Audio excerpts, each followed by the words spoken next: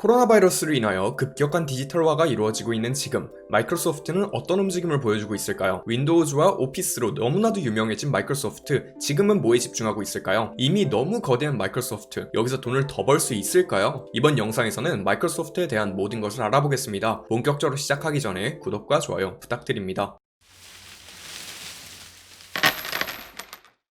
마이크로소프트는 대표적인 기술 기업으로 지구에 있는 모든 사람들과 조직들이 더욱 많은 것을 성취하게 해주자는 원대한 목표를 가지고 있습니다. 작은 사업체에게는 생산성을, 큰 사업체에게는 경쟁력을, 개인에게는 효율성을 제공하자는 세부적인 목표들도 가지고 있죠. 어떻게 보면 굉장히 원대하고 넓은 의미의 목표 같지만 실제로 마이크로소프트가 진행하고 있는 사업들을 보면 딱 들어맞는 목표로 보입니다. 기본적으로 마이크로소프트는 세 가지 미션에 집중하고 있으며 미션에 따라 사업을 나누고 있습니다. 먼저 생산성과 일하는 환경을 재발명하자는 미션을 가지고 있죠. 사실 디지털화가 진행된 지는 꽤 오래되었으나 일하는 환경은 아직 구시대적인 절차를 밟고 있는 경우가 많습니다. 얼마 전 소개시켜드린 도큐사인의 디지털 문서 관련 제품들도 이와 같은 문제를 해결하려 하고 있는 것이죠. 마이크로소프트는 일단 이러한 작업 환경을 재구성하기 위하여 연결성을 중요한 점으로 제시하고 있습니다. 예전에는 1인 1PC로 연결성이 그렇게 중요하진 않았습니다. 하지만 지금은 핸드폰, 태블릿 PC, 노트북, PC 등 한 개씩만 가지고 있다 해도 기기 간 편리한 이동이 매우 중요해지죠. 어느 순간부터 기기 간 호환성 및 편의성 이야기가 많이 언급되고 있는 이유이기도 합니다. 이러한 연결성 문제는 클라우드 기술을 이용하여 해결하려 합니다. 저희가 일반적으로 영화나 문서를 다운받으면 컴퓨터 안에 저장이 됩니다. 하지만 클라우드 기술을 이용하면 파일들이 서버라는 가상의 공간에 저장이 되죠. 그리고 저희가 사용하고 싶을 때에는 서버에서 대신 실행을 해주고 유튜브와 같은 공간에서 보여주는 것입니다. 따라서 유튜브와 같이 볼 수 있는 공간과 클라우드 서버를 마이크로소프트에서 제공하며 연결성을 해결해주는 것이죠. 또 불필요한 대면으로 발생하는 의사소통을 제거 및 효율화를 하고자 하고 있습니다. 마이크로소프트 팀스를 제공하여 디지털 허브, 가상의 직무 공간을 만들었죠. 자동으로 대화 내용, 오늘 할 것, 목표, 회의록 정리 등을 해주게 됩니다. 신입이 회의록을 정리하거나 잡다한 것들이 불필요하게 되며 인건비 측면에서도 업무적 측면에서도 효율적으로 변화하는 것이죠. 또 구인하는 환경도 바꿨습니다. 일반적으로 기업이 구인을 할 때에는 공채 또는 헤드헌터를 이용하게 됩니다. 하지만 최근 트렌드에 맞춰 마이크로소프트는 링크드인이라는 SNS를 인수하여 구인조차도 해결하고 있습니다. 더불어 각각 분야에 필요한 전문적인 소프트웨어들도 제공하고 있습니다. 일반적으로 대중들에게 잘 알려져 있지 않은 CRM, ERP 소프트웨어들이 대거 포함되어 있으며 금융, 물류 등을 도와주는 소프트웨어도 준비되어 있죠. 결론적으로 해당 영역에서는 일을 하는 데 필요한 모든 것을 제공해주겠다는 어젠다를 가지고 있습니다. 그리고 이러한 미션을 성공시키기 위하여 잘 알려진 오피스 제품들, 마이크로소프트 팀스, 다이나믹 365라는 카테고리 하에 문제들을 해결하고 있죠. 이러한 제품들은 대부분 구독 모델로 판매가 되고 있습니다. 두 번째 미션은 좀 더 큰 범위에서 클라우드와 서버 등과 같은 플랫폼을 제공하고 있습니다. 첫 번째 미션에서는 건물을 만드는데 작은 부품들을 제공한다면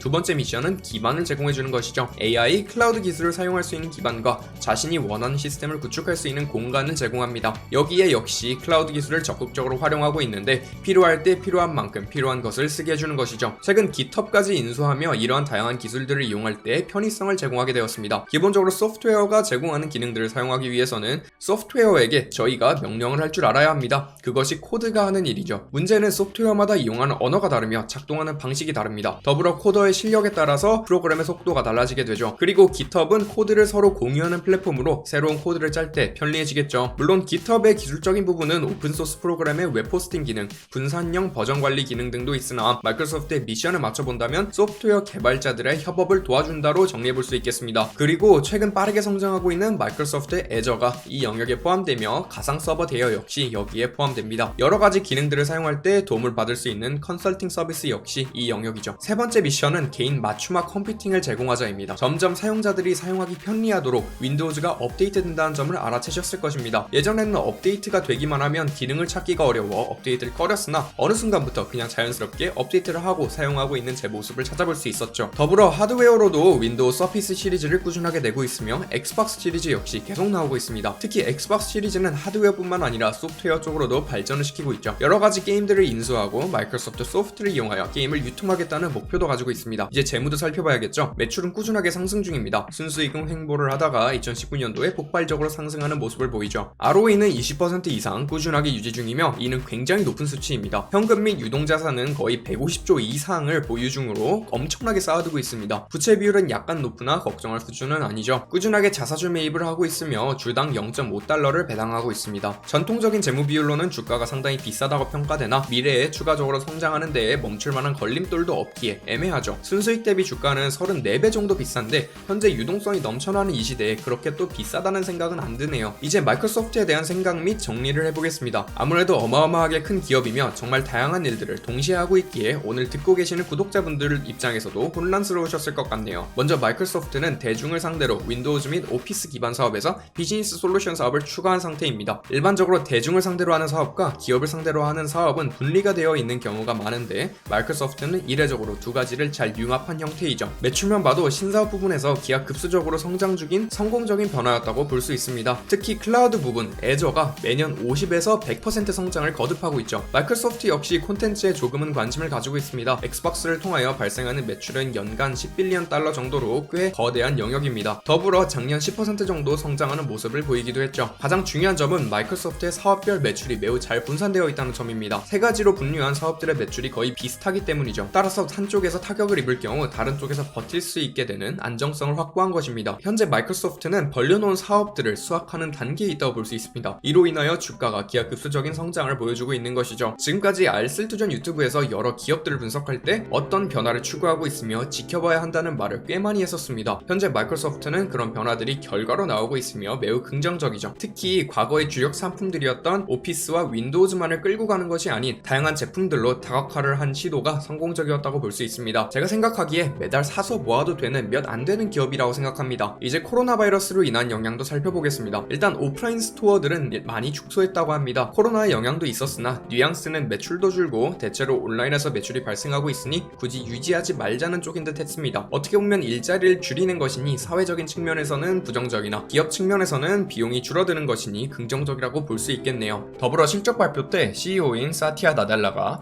We've seen 2 years worth of digital transformation in 2 months 라고 할 정도로 디지털화가 굉장히 빠르게 진행되고 있다 합니다. 디지털화는 한번 옮겨오면 계속 디지털로 머문다는 점이 있으며 현재 마이크로소프트가 지향하는 구독 모델 하에서 꾸준한 수익이 창출될 것을 예측할 수 있습니다. 구독자 여러분들은 마이크로소프트의 미래에 대하여 어떻게 생각하시나요? 현재 확장성을 기반으로 꾸준한 수익 및 더 높은 수익을 창출할 수 있을까요? 구독자 여러분들의 생각과 영상에 대한 질문을 댓글에 남겨주세요. 오늘 전해드린 투자 이야기 재미있고 유익하게 들어보셨나요? 더 많은 투자 이야기들이 준비되어 있으니 구독과 좋아요, 알림 설정까지 부탁드립니다.